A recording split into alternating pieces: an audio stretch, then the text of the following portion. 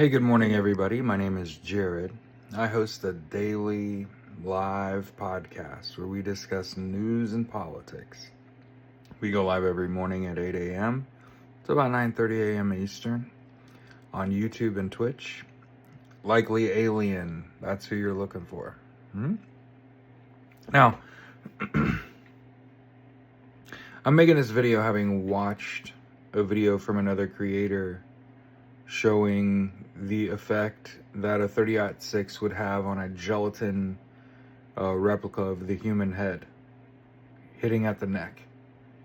And it confirmed for me what I already knew. And again, I'll just state it. The former CEO of Turning Point USA was not struck by a Mauser from 250 yards out, as I said prior. And there's also multiple videos of the former Turning Point USA CEO being unalived from his 4 or 5 o'clock by a man in white after the two men give the all clear.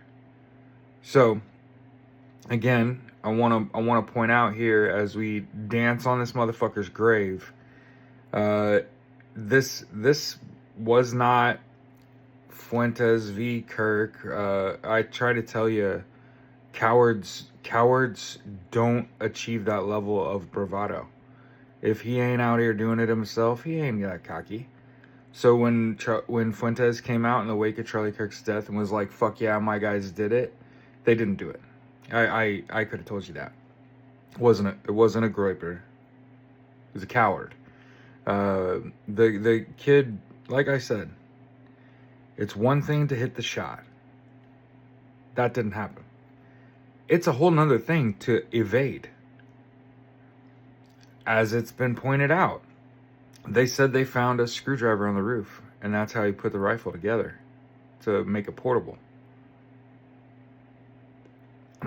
Okay. But then they found the rifle put together in the woods.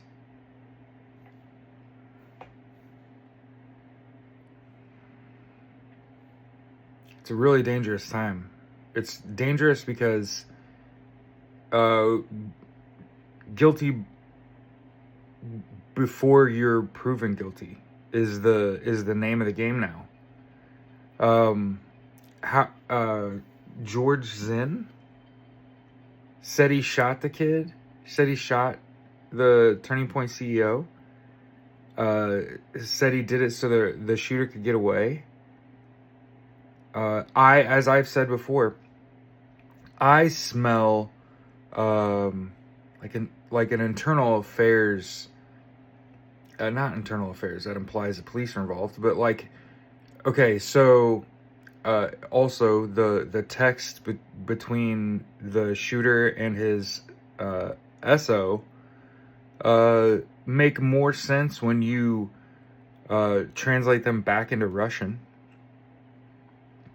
And you remember when the president went to Alaska and met with Putin, somebody in that car heard something that made them very scared, and they were awfully white. Was that Pam Bondi? Or was that Caroline Leavitt? Anyway, somebody knew about that. The way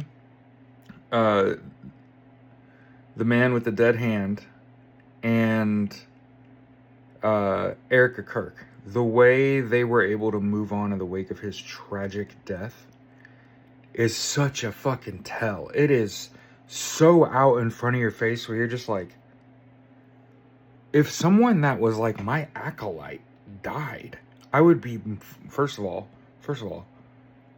holy fuck, I have somebody on my team like Charlie Kirk. Holy shit. But I want to remember that Charlie Kirk was fucking horrible. Along the way, though, 98.8, 99.9% horrible. He did call what was going on in Gaza a genocide. He was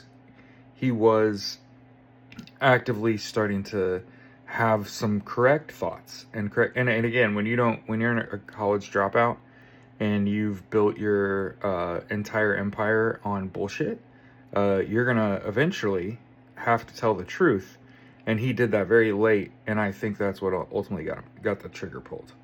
I think he was too volatile, and that's kind of one of the things we talk about, volatility, and how you know, violence isn't the answer. Fomenting violence out of your community is not the answer. As I've said, put up solar panels, provide power for your neighborhood, grow a garden, and share your yield. We got to get on that. Grow a garden, share your yield, put solar panels on your roof. That's what I'm going to do. You know, I started the American Socialist Party. Okay? Pro-equality, pro-union. We want everyone to have universal health care, education, income, and housing. That should be the American dream. Anyway, just spitballing. I'll talk to you soon.